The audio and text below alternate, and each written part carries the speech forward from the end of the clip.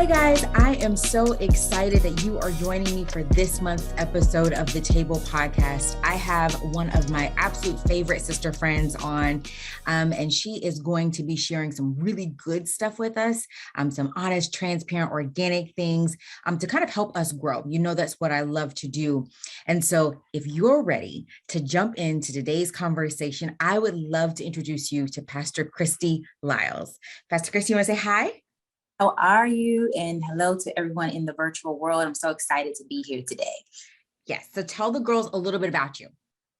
Well, I am an author. I've written a book about dating with discernment. So godly relationships and marriage is a pretty big passion of mine. I'm a counselor. So empowering, especially women, is another passion of mine. I pastor with my husband at a church, the Outpour Christian Church in Dallas, Texas. So if you're in the Dallas area, come visit us sometimes.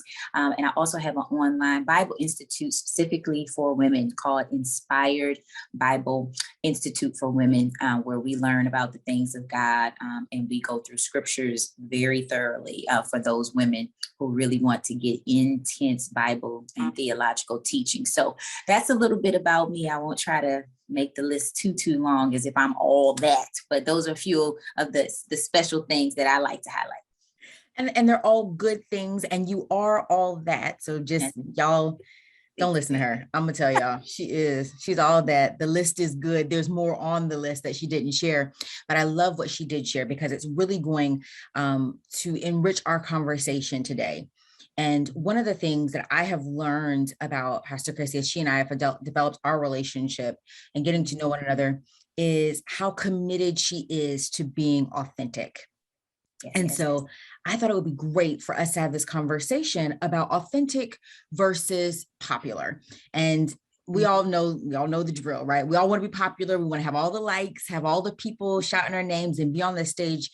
But what is the difference between authentic versus popular? So being authentic and developing our purpose to fashion the life that God intended for us. So that's what we're going to be chatting about today. So y'all ready? Love that topic. So if you're ready, we're going to jump right in.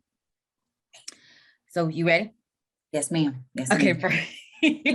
She knows I talk a mile a minute, y'all. So she's always like waiting for me to finish my thoughts before I go. That's what's happening. Yeah. Let's talk about authentic. When you hear the word authentic, what do you think about? True, real, honest, not faking, not putting on, but just being sincere. And to get even more deep and a little bit spiritual, not too much. I hear authentic, I automatically think of the scripture that they that worship the Lord must worship in spirit, truth. And I think what the Lord is saying is I just want authentic worship. Don't come to a lot of phoniness and fakeness and putting on, because he can see past all of that, right? And it's not like he doesn't know and discern the heart. And so when I hear authentic, I think that's exactly what the Lord wants. And because we're made in his image and likeness, we want the same thing as well. We want to be authentic, and we want those around us to be authentic towards us. That I think too, it's really important for people to understand that we're faith girls. So we're always going to base this on the word, and it's who we are. It's who we're created to be. And so when we're having these conversations about authenticity, it's not about being just authentic to yourself. It's being authentic to who God called you to be. And there's a difference, because we're not talking about our flesh. We don't give into our flesh. We don't give into what the passions of our flesh are, the passions of the world are, and what we think feels good and makes us happy, because happy is a fleeting emotion, right? Right. We're rooted and we're centered in Christ, which means that we're pursuing joy, which is a very different thing. Yeah.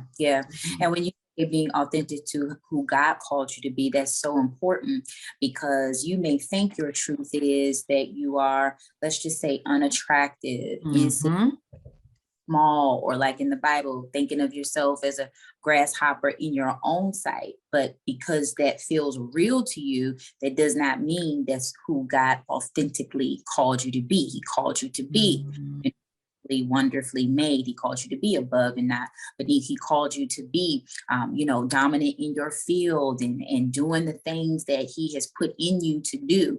That is your authentic self, not your perceived self, right? So if we're not will think of how we perceive ourselves to be our truth, to be authenticity, I but like also that. is true according to the one who has given us what truth is, whether we feel it or not. That's important. So when you say that point, that's so powerful, because we can't just be authentic to who we want to be or who we think we are. We got to be authentic to who he's called us to be. So I love that. I'm down with that for sure. How did you get there though? Because I know how I got there. Now, how did you get to the realization of the difference and being committed to it, being committed to the difference? Committed to different. Well, one thing is, I think we have a point in our lives where in our maturity in Christ, right? So let's start there. I don't think you can become your authentic self unless you know Christ, right?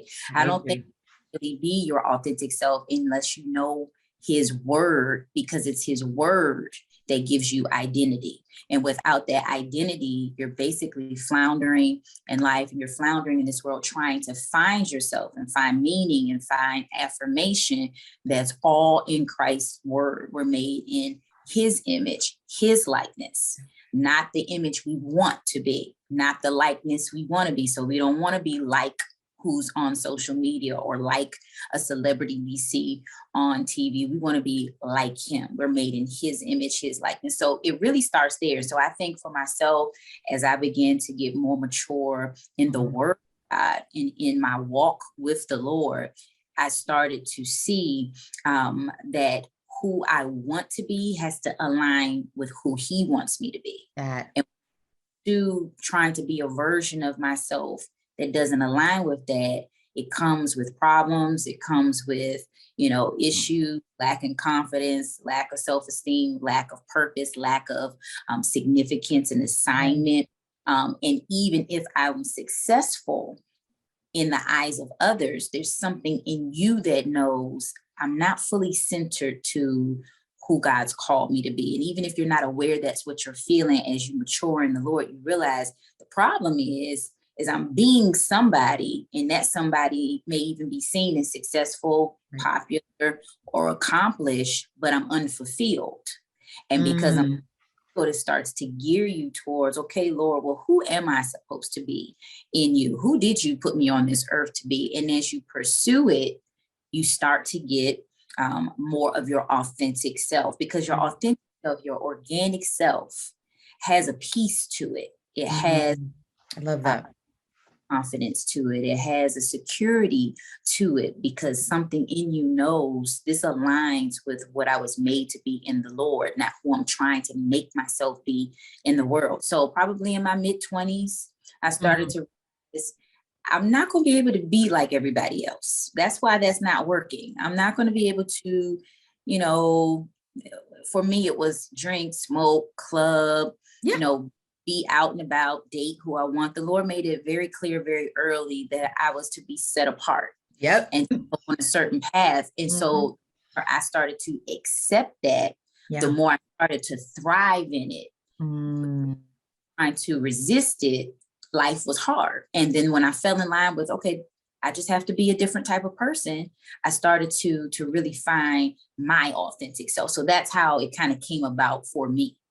I love that. And I think what I love the most about it is that you're talking about there's an affirmation of God's word when you begin to tap into your authenticity and your organic nature in him, because before you won't have peace about what's happening. You could be successful. You could even be a good person. People love to talk about that. You're such a good person. You do such great things.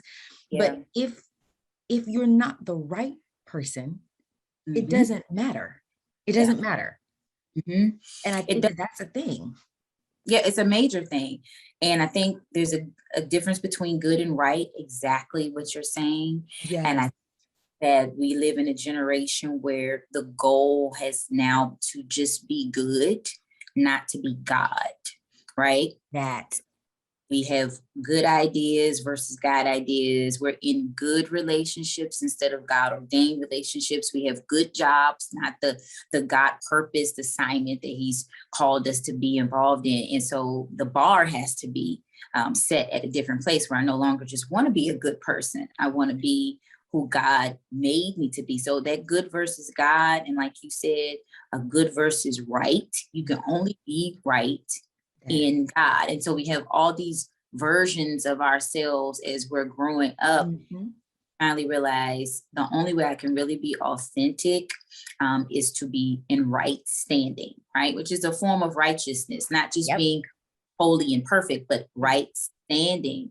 And it also kind of speaks to when you think of authentic and organic, I think of food, and the most organic and authentic foods are the ones who have not been processed. They just come in the form of what, creation allows them to be.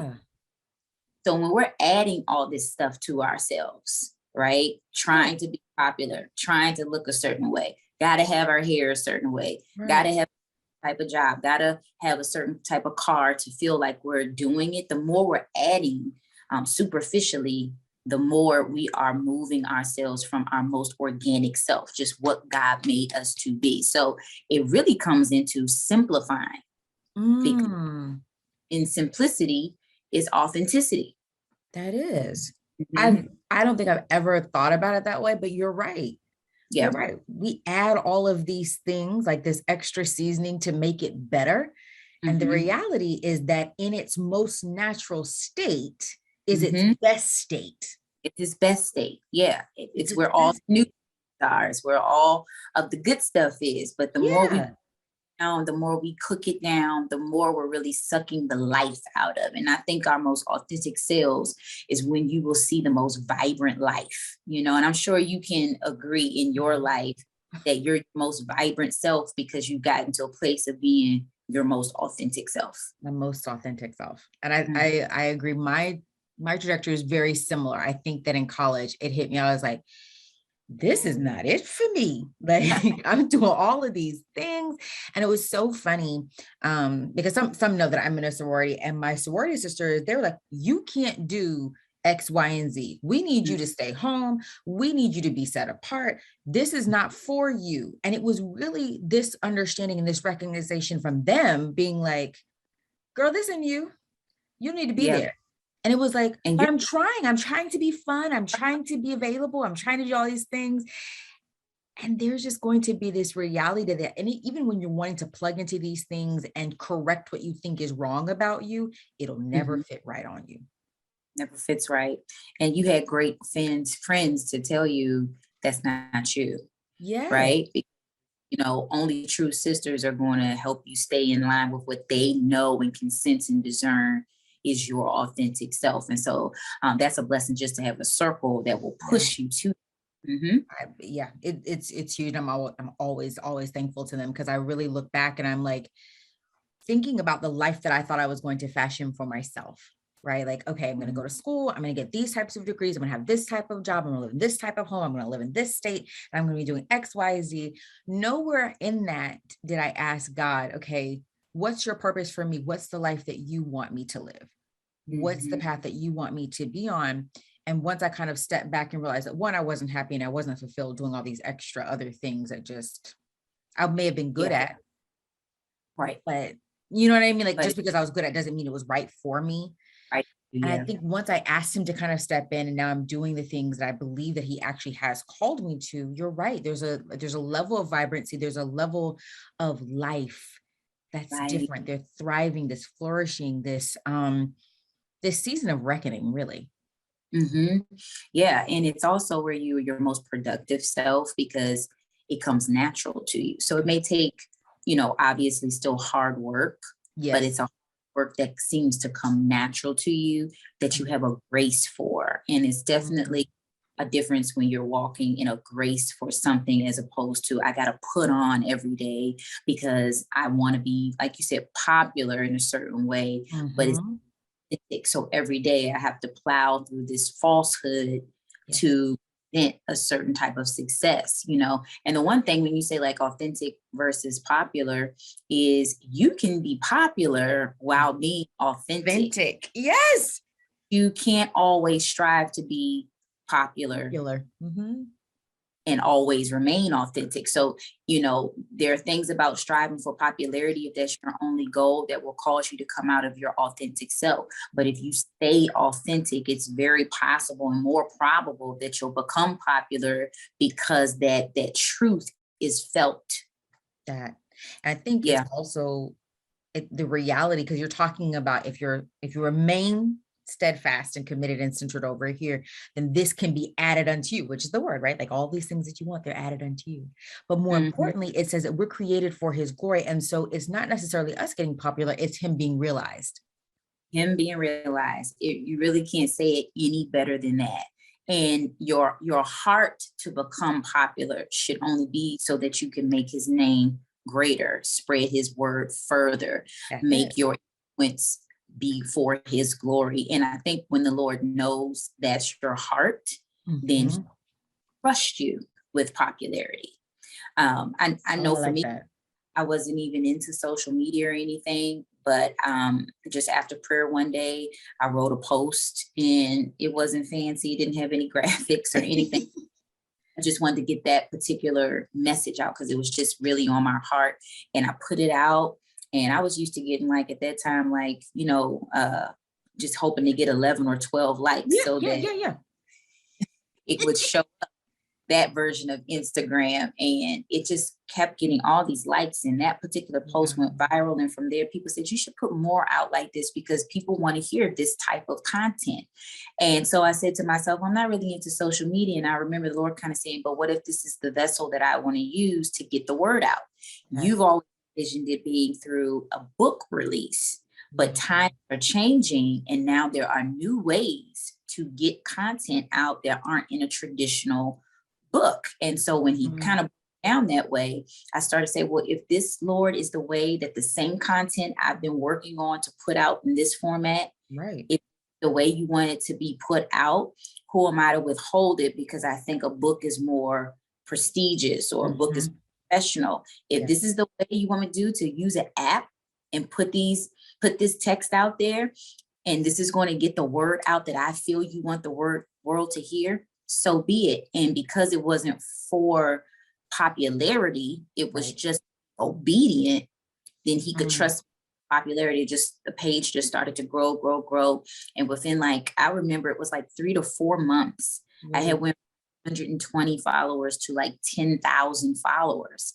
And it was a supernatural thing. People kept asking, are you paying for followers, or are you using some type of this or that? And I'm like, guys, I don't even know about this stuff enough to pay for followers and all of that. And people would try to invite me on, shows and say, talk to us about how to grow our social media. And I would always decline those speaking engagements because I don't have a formula. All I know is to the message God has given me. And that's always my advice. Keep being authentic in whatever it is, if you bake cupcakes, to if you do hair, to if you're a preacher, if whatever you are, keep being authentic to it. And God will give a way for it to spread. Your gift will make room for you when you're authentic. When you're authentic, that popularity driven, that's when he has to withhold it, because you're not doing it for the right. Doing it for the right reasons. Yeah. Y'all, this is so crazy. I'm an emotional person. Y'all know that. So I'm sitting here like, oh, you're talking about obedience, and you're talking about how that really affects your authenticity, right?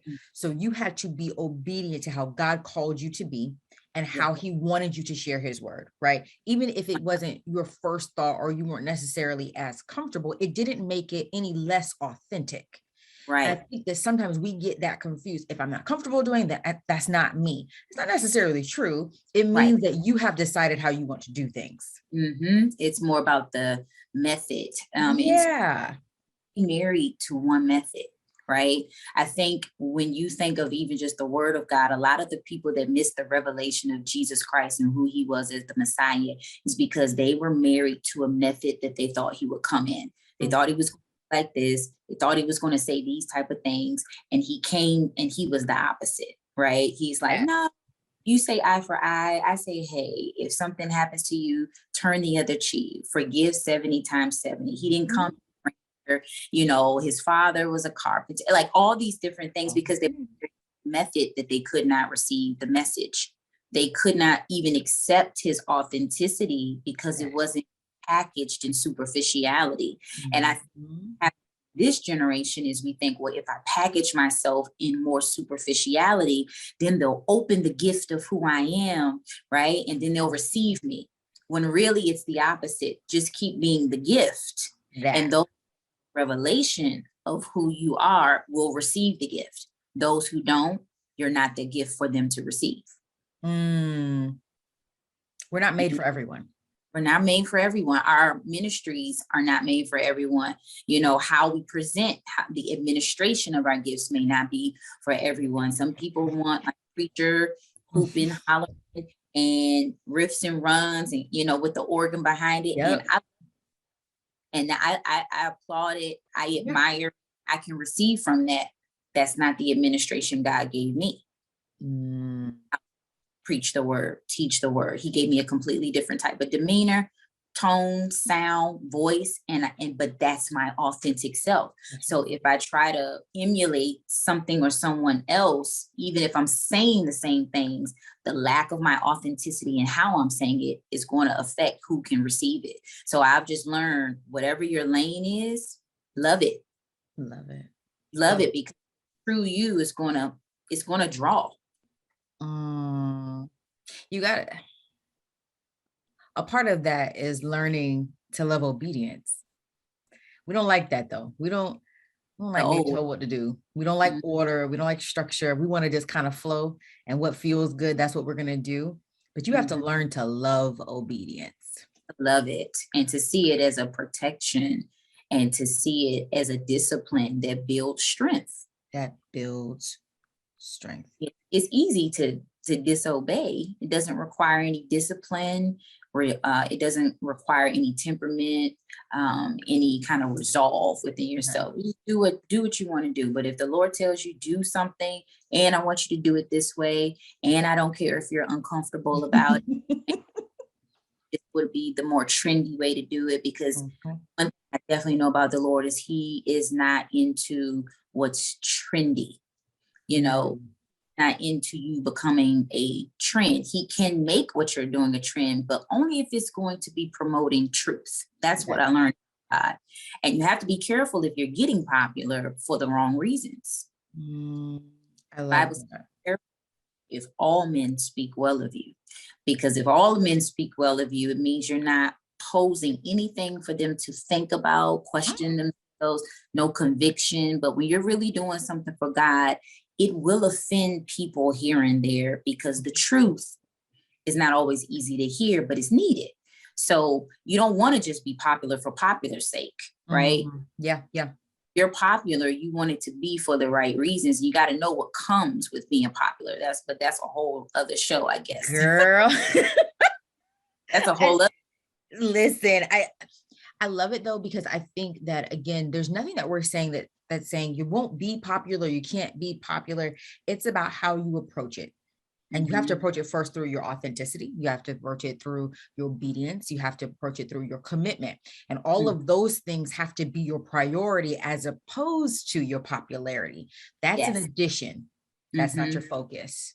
Right. That's a fruit. That's a byproduct. Being authentic is popularity.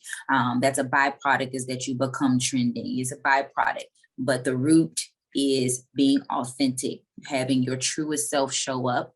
So then you get to enjoy being popular as being a burden, because you have to put on every single day. And I relate to that a lot. And I think that that's something, again, that I went through in undergrad. Like, I was constantly having to be on all the time, like around the clock, to the point where I would be exhausted when I would go home. I would be sleeping for hours, or I would be depressed because I just didn't know how to function without being on. But it was so weighty, and it was just so draining. And that's kind of the way that, you know, like, this isn't really for you. You may be really good at this, and people may feel really good being around you. Because like you said, if everybody loves you, there might be a problem. Because they also have an expectation of you too. right? Yeah. They begin to love you. They also have this expectation that you'll always be available, that you'll always be doing and saying the same things, that you'll always be plugged into what they want you to be plugged into. Yeah. And you lose your free will, which God has given you. Yes. And you lose the authentic part of you that is just authentically sometimes tired, authentically sometimes doesn't want to look your best or dress up. You just want to be able to show up and still be loved and received. That and there's a period there. Like that's all I That's want to all. do. Yeah. Like there's no extra. And I think it's so good. And it's funny because a moment ago I was talking about how I was like kind of getting emotional when you were talking about obedience and how it's not necessarily going to be comfortable, and all of these things. And I remember that when you came for brunch, and you were talking and the spirit was flowing, and I don't even know if you remember this, but you were just talking, and my team was looking at me, and you probably couldn't see them. And you were saying something that basically I was going to have to step out and stop questioning certain things. And you had told me that in our private conversations before. And I was like, yeah. And not because, ladies and gentlemen, this is just revealed by the spirit, because right. I don't want anyone to think that I know the details of what you may be referring to. No. Like you literally were just talking. And I remember just saying, I was like, this is the Holy Spirit, because again, this is the obedience thing and the authenticity before, versus popularity, because I had this thing. No, I need to, bring other people. People don't want to hear me. People don't need to see me. I'm just not the person. And God was like, that's not what I'm calling you to do. There's been a veil over this next year because it was you. And she's saying these things because she's saying it about you, and she doesn't even know anything about this. You've never talked to her about this. And it's real that sometimes it's going to be uncomfortable, and it's going to be this God calling you out of yourself and out of your head, because you'll overthink things like, can this really be what you're calling me to? And again, it's not about popularity. It's about doing what he's asked you to do. Doing what he's asked you to do. And authenticity is relative to the season that you're in, right? Because it may have been a season in your lifetime where it was authentic for you to be behind the scenes or to facilitate or coordinate, but not necessarily be in front, right? But if that season God has decided is over and he's graduated you to the next level, then now you being authentic may not be that. It may be being more in front and being more of the spokesperson, having the limelight on you. Girl. And that's a new level. But now this new level, that's the version of authenticity that you have to be. So it grows as you grow. And that's the thing. It grows as you grow. And you said it in the beginning, you learn authenticity by knowing the word and applying the word, diving deep into the word. So you have to grow in that area for you to actually grow, because again, there's levels to authenticity. It is. It is. That's the best way to say it. It is levels to it. And I believe the more you do become popular, the more you have to be intentional about staying authentic. First, we have to make sure we're even getting to authenticity, to be authentic. Then we have to work to stay authentic, because popularity will try to change you. It will try to convince you that now you have to start being perfect, and now you have to do more and look better and have more and do this and do that. And then you lose the very authenticity that got you the popularity in the first place. So staying authentic is just as important.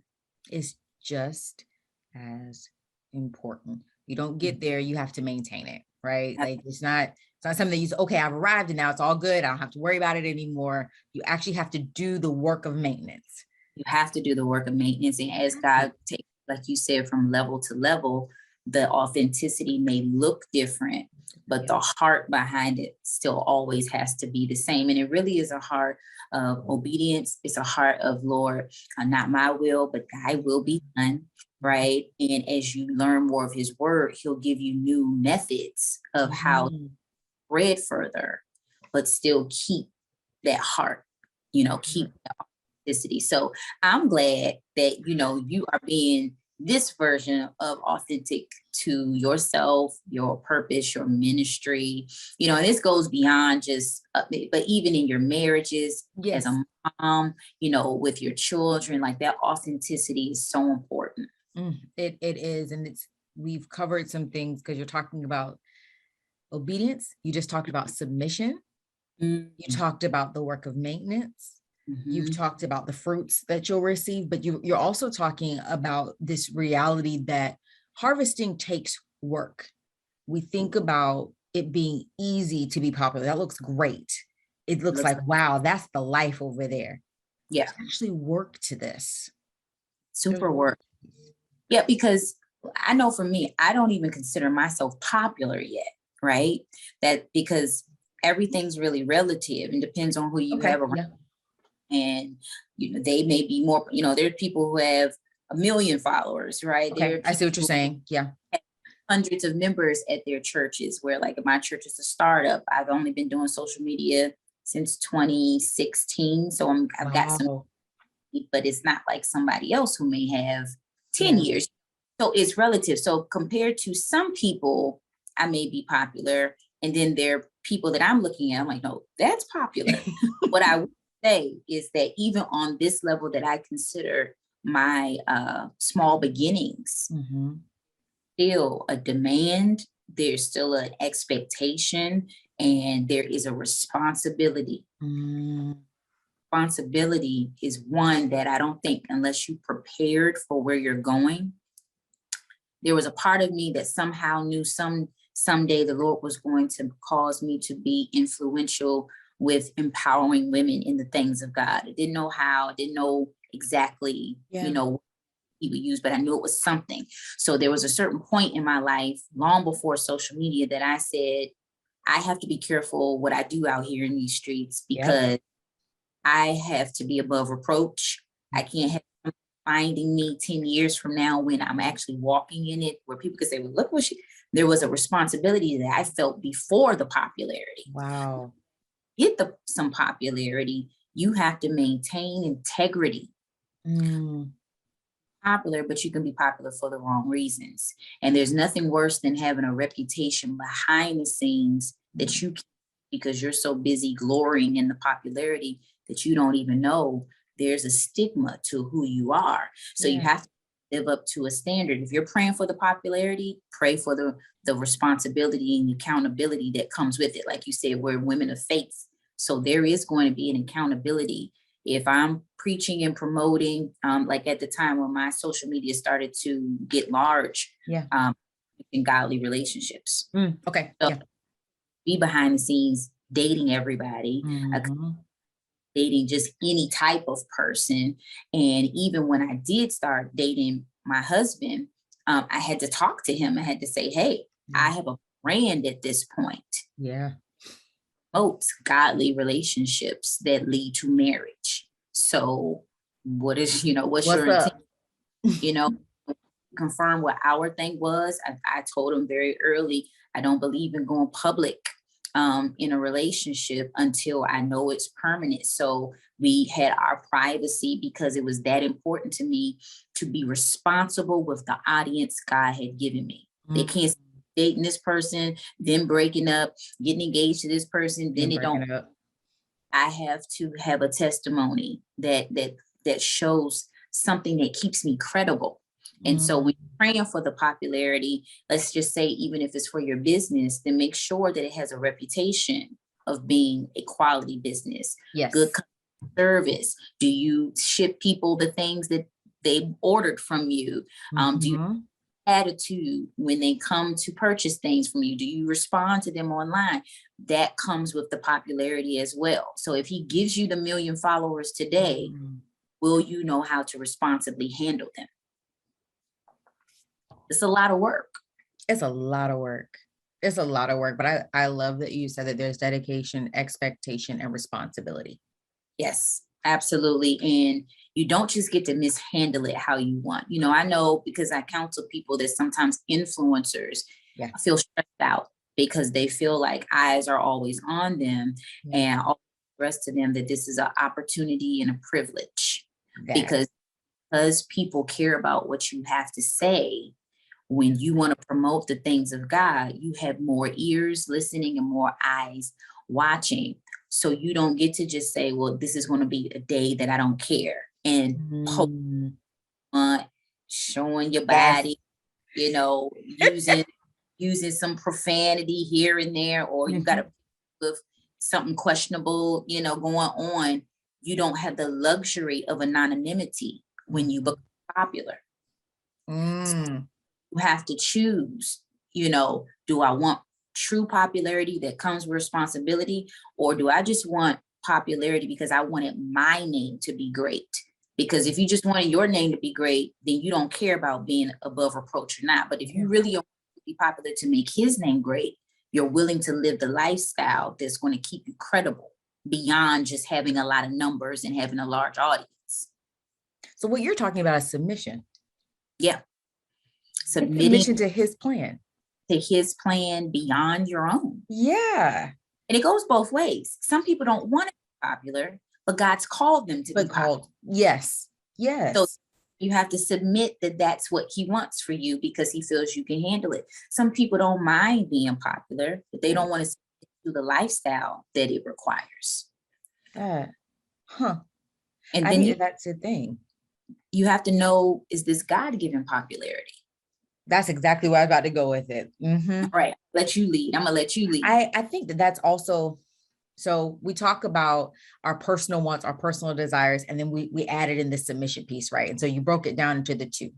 Yeah. Some people don't really want to submit to this idea that he's called you to be popular because there are certain people he needs you to reach. And some people don't want to submit to the responsibility of popularity. They want to do it their own way. But when we talk about God's popularity, that means that you take out self and you put in him. So what is he called you to do? How is he called you to do it? And who is he calling you to reach? You're purposed for certain people and certain seasons. And so you have to be not only responsible with the popularity itself, but with the time that you're given. Yes. Because like you said, things are fleeting. Everything is relative. Right? 15 minutes of fame. Even the world says that.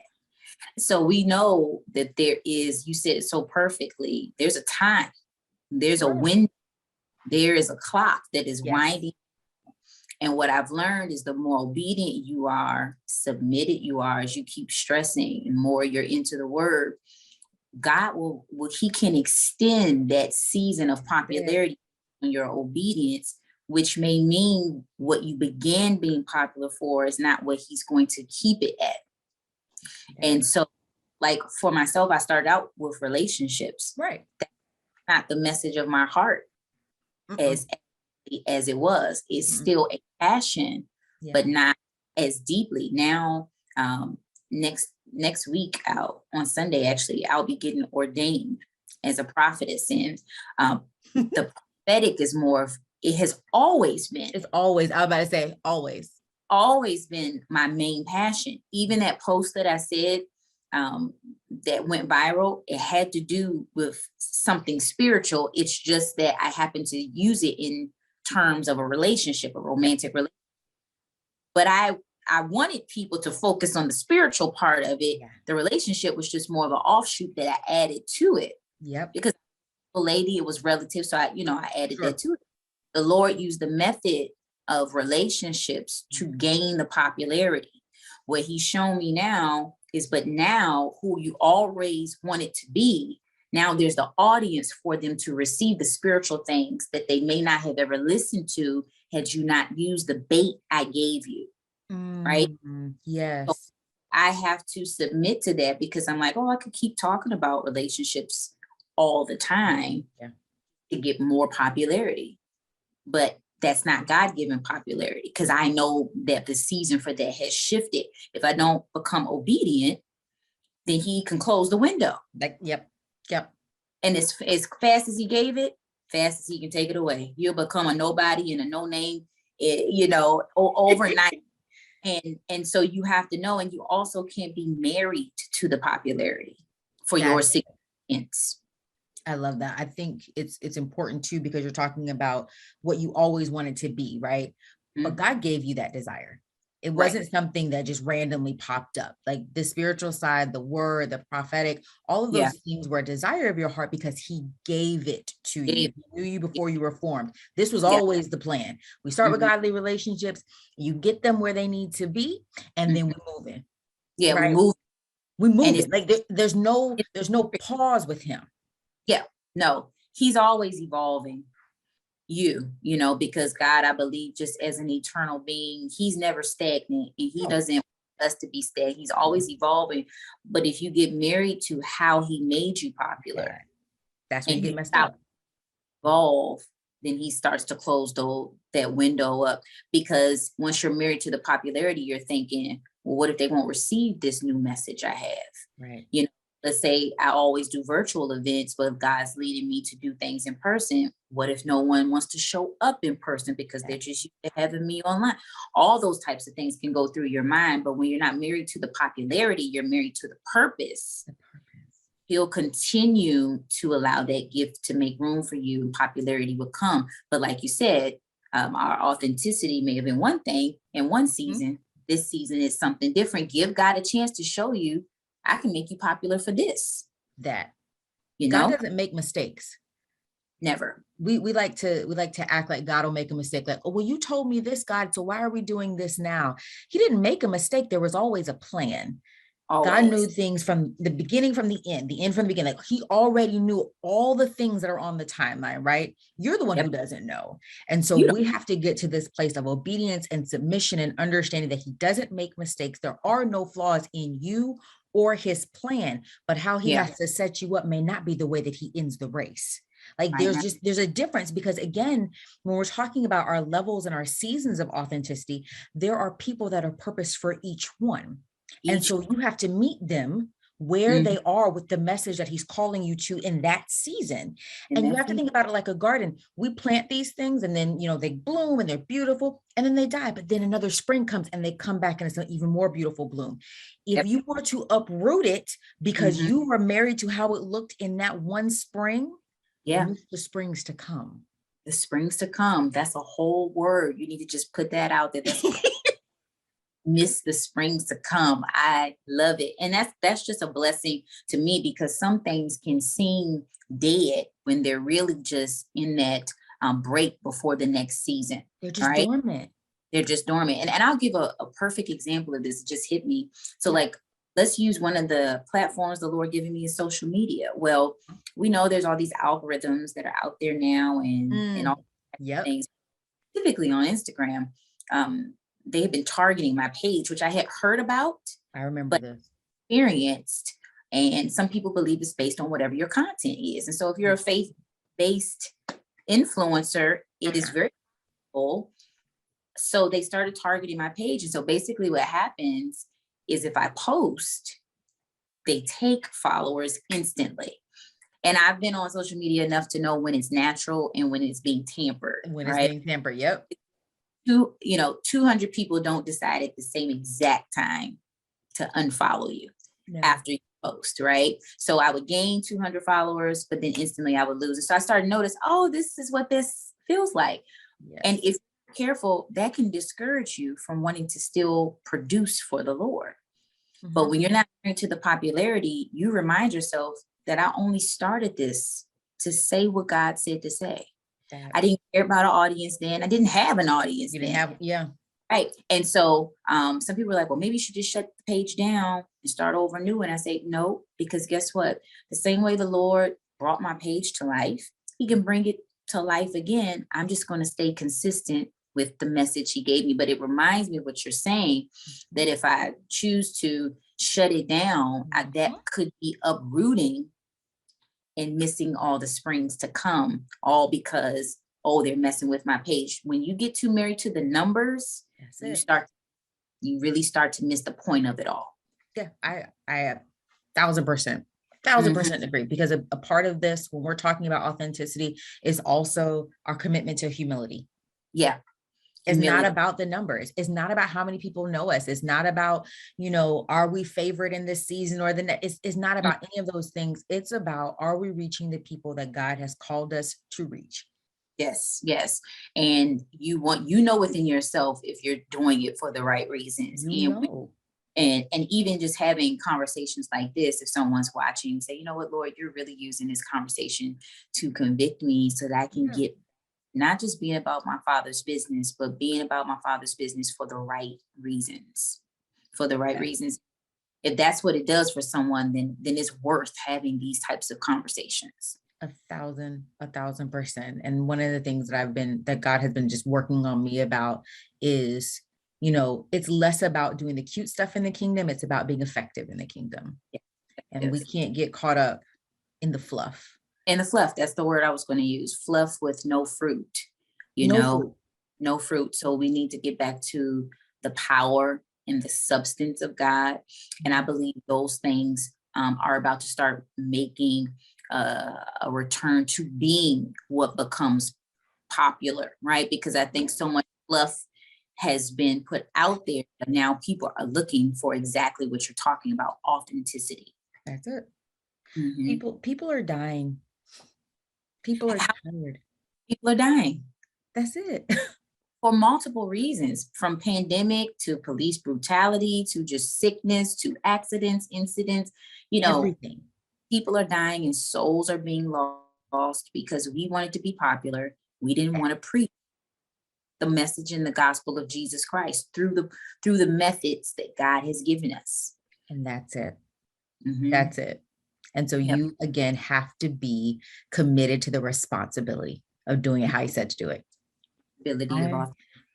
I love this makes me want to be even more responsible, right? Because yeah, we realize that having people's attention is a gift. it's a gift.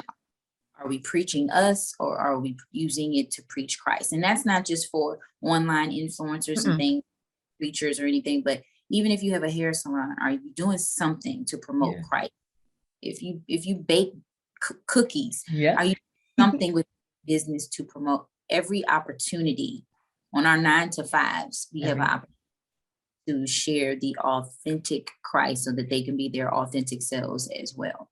I love it. I think that that's the perfect thought to end our chat on for them to hold and put in their pocket because it's every connection, everyday interactions, all of those things that we've been given. They're all gifts and they're all opportunities to show Mhm. Christ to others. Yes, always. Yes. So I love it. Beautiful word, beautiful confirmation, beautiful message for you to even think of this particular topic. So many other topics are going on, but Yes. authenticity, obedience, humility, those are the messages that we need to make trending again. That's it. That's Mm. it. So I'm thankful for you. Thank you for your yes. You always make my heart so I love happy. So love thankful.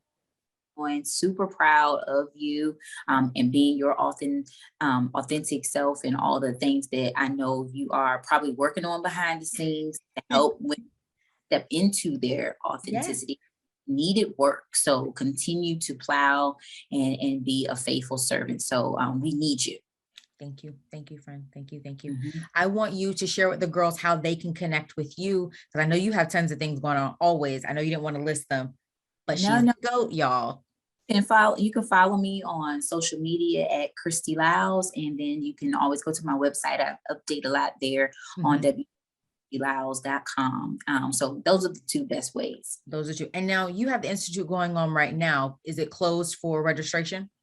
No, actually, because replays are always available, Perfect. it's open registration throughout the entire time. So if people want to be a part of the Inspired Women's Bible Institute, you can still go to KristyLyles.com and register there. And we meet every Wednesday and Thursday at 7 Central.